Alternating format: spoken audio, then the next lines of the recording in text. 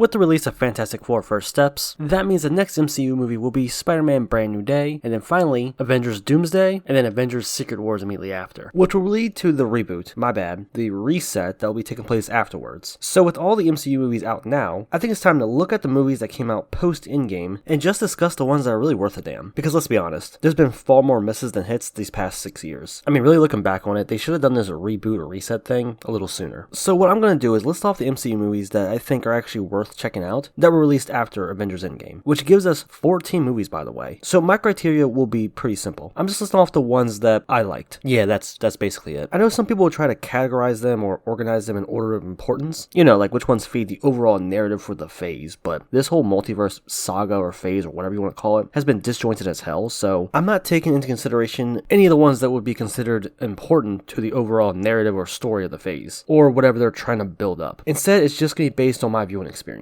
So nothing really that deep, but fuck it, that's how I want to do it. Also, this isn't really a ranking, I'm just going to go in order of release. And also, I'm not including the Disney Plus shows, mainly because I didn't finish most of them, and from what I've seen, I'm not really missing much. I mean, Werewolf by Night was pretty decent, and Daredevil Born Again started off okay, but we all know how that turned out. So yeah, that's all I really gotta say about the Disney Plus stuff. I don't care about it. And also, and I'm aware that I'm making this before Spider-Man Brand New Day comes out, but I'm being honest with you, I already know that's probably be pretty damn good, just based on the last 3 Spider-Man movies. So yeah, honestly, you can just kind of add that one to this list once it comes out. Got it? Good? Let's get into it. Would you cry or would you try to get me? Before I get into the actual list, I want to do a quick honorable mention for Spider-Man Far From Home, because this is honestly my least favorite Tom Holland Spider-Man movie. I've covered it and gone in much more detail before, but I just want to quickly mention that it's not a terrible movie or really that bad. I just have a lot of issues with it myself. But I will say overall, when it comes to this topic of good post-Endgame movies, this one is actually pretty good. So yeah, Spider-Man Far From Home, it's not bad. Personally, it's not my favorite, but I get why people like it. So now let's move on to the actual first entry on the list.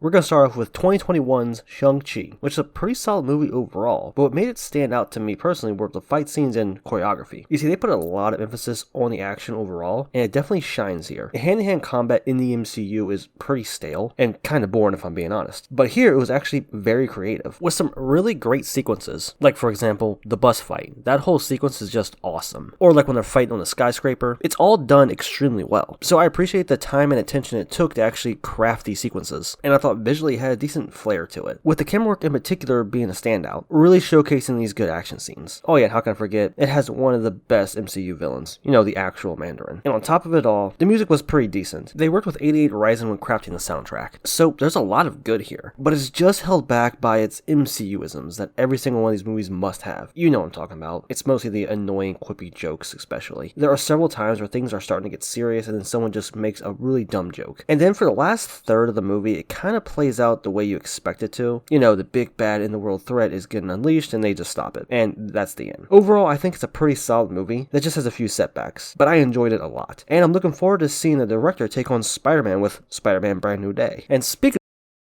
I wish I could tell you, but it's like I don't do it. Like I don't do breathing. Like breathing just happens. Whoa. Yeah, you knew this was going to be here. Spider-Man No Way Home was just a blast. It's fast-paced with some incredible action sequences, and I actually think it balanced the multiverse stuff decently well. It's basically non-stop fun, and Willem Dafoe stole the show, solidifying himself as probably the best live-action Spider-Man villain ever. That's right, I said it. The dude was so fucking good. And I actually really enjoyed the bittersweet ending where everyone forgets about Peter, and then he goes on his own. And it kind of puts the first 2 films also in perspective, where it felt like each one was kind of building towards his origin to basically get him to this point. Now, was that the original plan when they made these films? I don't really know. But what I do know is, I still like the bittersweet ending. Now, of course, there are some issues with it. Like, does it have very nostalgia-filled moments? Oh yeah, definitely. But I'm actually surprised it doesn't become too reliant on nostalgia until it really lasts like 20 or 30 minutes, where the other Spider-Man actually come into play. And there are several other smaller things that I could mention, but I covered all of it in a video titled Spider-Man No Way Home After the Hype. Like, there are some glaring story issues and some contrived situations that occur just because if they didn't, then there wouldn't have been a movie. But I think the payoff is kind of worth it. Now, when looking back, I'm not as hyped about it or in love with it as I was when it first came out, but I still think it's worth a watch. And to me personally, it's probably my favorite Tom Holland Spider-Man movie. It's honestly a toss-up between this and Homecoming. They're both really great. Though I guess Homecoming would be the better overall movie, but I don't know. Either way, No Way Home, it's awesome.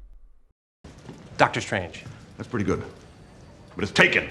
Now this one's probably going to get me some heat, but Doctor Strange 2 and the Multiverse of Madness is easily one of my favorite post-Endgame movies. Nigga, what? what's wrong with you? I know that's not the popular opinion, and to me that's honestly surprising. This movie got a lot of flack when it came out, mostly for its messy plot and contrived story moments and plot conveniences. And I'll acknowledge that there are some things that are just kinda dumb, like how for some reason there's always a Darkhold evil book in every universe, but there's only one specific good book in all the multiverse that's hard to get. Or how the story has a lot of focus on Wanda and her goal, when it really should be more about Doctor Strange. And how American Chavez is honestly pretty underdeveloped, and it's just kinda there because she's the main target for Wanda to pursue and for Strange to protect. But there are some complaints that I have heard that make no sense or I don't agree with. Like, for example, I heard people say that they actually wanted more multiverse variants and shenanigans and cameos, which I kinda get, but I think that would have pulled away from the plot and the story if they explored the multiverse a lot more and showed off more of these variants. So that didn't bother me personally. And the weirdest complaint I ever heard was people complaining about transitioning and editing techniques. I guess because they're seen as like old-fashioned. Anyway, let me tell you why I like it so much. Basically, Sam Raimi don't miss. This movie was refreshing to me from a creativity standpoint. First off, visually, easily one of the best looking MCU movies. Not only in terms of its great camera work and cinematography, though that is really great. Seriously, there's some amazing shots and impressive action sequences here. But also, its actual color palette is pretty good. Like, it's actually colorful. The MCU has had such like muted color scheme for a while. It's that quote-unquote gray filter that many people describe it as. But here, it actually has bright and vibrant colors that really pop. You mix this with the awesome cinematography that I just mentioned, and it makes for a visually appealing movie. And then you got Sam Raimi's tendency to keep his movies fast-paced, and of course the creative action sequences, and you got a movie that is overall just a really fun experience. Yeah, I know it's kind of a lame reason for liking this movie so much. It really just boils down to, it looks really cool and is really fun. Is that shallow? A bit. Am I also biased because I like Sam Raimi? Well, yeah, of course. But despite my issues with it, I can wholeheartedly say that this is a really good movie that is just a fun experience. Like, it's hard for me to hate this movie because of how much fun I had with it. I actually saw a comment some time ago that makes a lot of sense. They basically said that Sam Raimi is such a good director that he can take a movie as convoluted and contrived as Doctor Strange 2 and make it just a fun, entertaining viewing experience. Which is true, and honestly, I don't have anything more to add.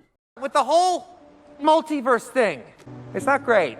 It's just been miss after miss after miss. Deadpool and Wolverine. This movie is the shit. And it came out at just the right time. The multiverse saga, or whatever you want to call it, was years in at this point, and the quality was dropping at a dramatic rate. Like, seriously, this was the MCU at its worst. But Deadpool and Wolverine came out, and it felt like a breath of fresh air. Mainly because they make constant jokes and jabs and poke fun at the multiverse shit that Disney put all their eggs into. I don't know, it just kind of felt good to see a MCU movie just point out that the whole multiverse shit just wasn't working. Just honestly saying what the audience was thinking the whole time. All the while, they were also doing multiverse shenanigans that actually were really fun. Because of course at this point, Disney bought Fox, so had a lot of X-Men stuff going on, as well as just other general Marvel characters that were nice to see. I mean, it's easily one of the best multiverse projects that Marvel has done. And of course, this is Deadpool unleashed in full bloody rated R glory. He didn't lose his edge at all switching from Fox to Disney, which was a huge relief because no one really wanted a PG-13 Deadpool. The fight scenes are at their best here, not only with some of the best Deadpool and Wolverine action, but some of the best MCU action in general. The humor is the typical raunchy jokes you come to expect from Deadpool at this point, so if you liked them the first two times, then you'll probably like them here too. But there are some glaring issues, like how Cable and several other characters from the first two Deadpool movies aren't even here, and they're not relevant at all. And the two main antagonists are really shallow, but I think that is made up for by the sheer spectacle of the whole movie, and the appearance of other heroes and cameos. And there are quite a lot of different cameos and appearances, but I think with a fourth wall-breaking character like Deadpool, it actually kind of works. This is honestly the type of movie that you can just throw on and really have a good time with. It's raunchy,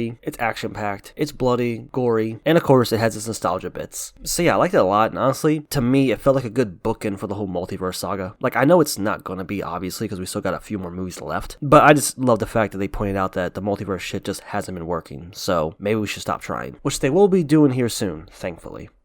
You're gay! You're gay! You're gay! You're gay! After looking through my notes, it seems that's all I have. Yeah, I know that's a surprisingly short list considering all the movies that have been released. I mean, it's a staggering amount, but honestly, most of them just aren't worth checking out. I mean, I guess I'll do another honorable mention for a more recent MCU movie, and that's Thunderbolts. I did a video on it recently, and I think the movie is pretty decent, and I see why people like it, because it explores some decent ideas not touched on in many other MCU movies. But I think the overall execution was lacking. I feel like it needed better focus to really pull off these ideas and really explore them. And at some points, I can't really tell if it feels feels like a Suicide Squad movie, but also kind of wants to be like Guardians of the Galaxy towards the end. And of course, the whole final act, which is pretty neat visually, is unfortunately kind of rushed. So I will say it's definitely better than recent MCU movies and has a lot of really good ideas, but it's just underwhelming in a few areas. I still liked it, but I was hoping for something a bit more.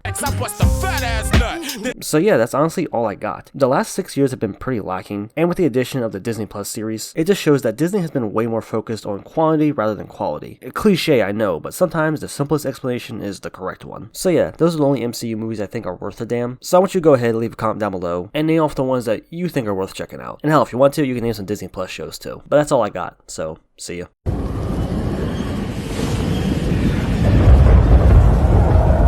Yo guys, it's me, Charlie. Hey, did that guy just turn into sand? Yeah, what was that?